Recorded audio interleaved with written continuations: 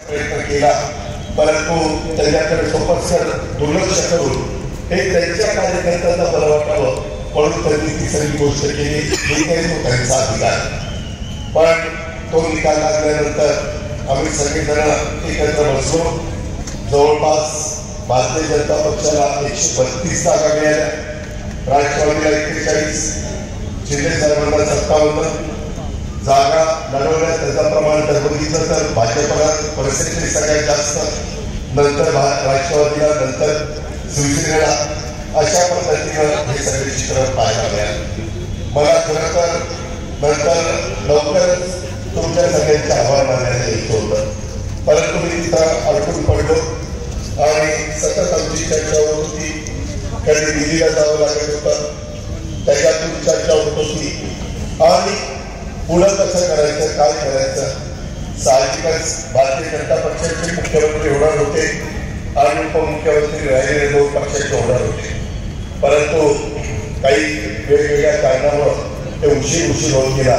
मी तुमच्याकडे 14 तारखेला येणार होतो. मी ठरवलेलं होतं 14 तारखेला जाऊन बारामतीकरांच्या पुढे नतमस्तक व्हायचं, त्यांना अभिवादन करायचं, त्यांना सॅल्यूट करायचा आणि त्यांनी जी जबाबदारी दिली, मला 1 लाखापेक्षा जास्त मताधिकारी विजय केलं आणि त्याच्यावर माझ्यासारख्याची जबाबदारी आता वाढलेली आहे.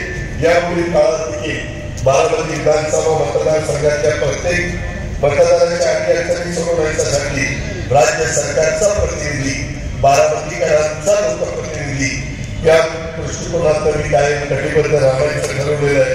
आणि अशी ग्वाही देखील मी आजच्या या कार्यक्रमाच्या निमित्तानं आपल्या सगळ्यांना देऊ इच्छितो. सगळ्यांचं लक्ष लागलेलं होतं. मला तर म्हणायचे, लोकसभेला 48,000 मतांनी माझा लोकसभेचा उमेदवार मागे राहिलेला होता.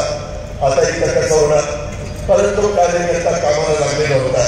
सगळेजण आपापल्या परीने काम करत होते. वेगवेगळ्या प्रकारचे आरोप झाले, वेगवेगळ्या प्रकारची टीका टिप्पणी झाली, परंतु एक आम्ही भूमिका स्वीकारलेली होती. जनसन्मान यात्रेच्या निमित्तानं देखील महाराष्ट्रामध्ये फिरत असताना कुणावरही टीका करायची नाही.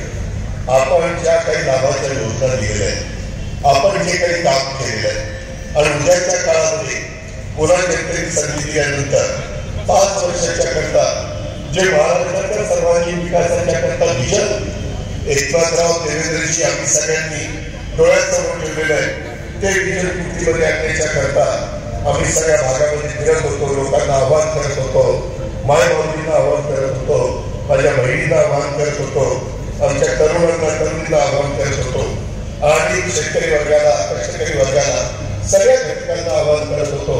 सगळ्यांचं ऐकून घेण्याचं काम मतदार आता करत होता आणि त्याच्यातून नंतर देशाचे पंतप्रधान असतील, गृहमंत्री असतील, इतर अनेक दिग्गज नेते हे आपापल्या परीने महाराष्ट्रात निवडून काढत होते. विरोधकांमध्ये देखील नेतेगण महाराष्ट्रात निवडून काढत होते.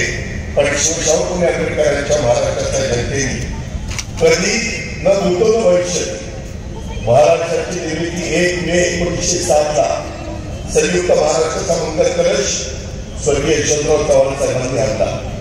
आज ती आठवण आहे, आज ती नोंद इतिहासामध्ये झालेली आहे.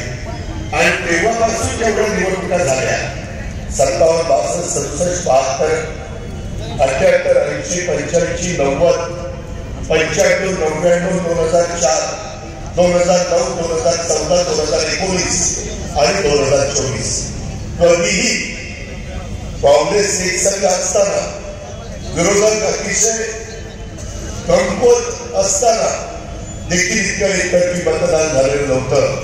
ते मतदान या माझ्या विदर्भ, मराठवाडा, उत्तर महाराष्ट्र, कोकण, पश्चिम महाराष्ट्र या सगळ्या भागातल्या चांगल्यापासून बांधल्यापर्यंत जनतेने केलं.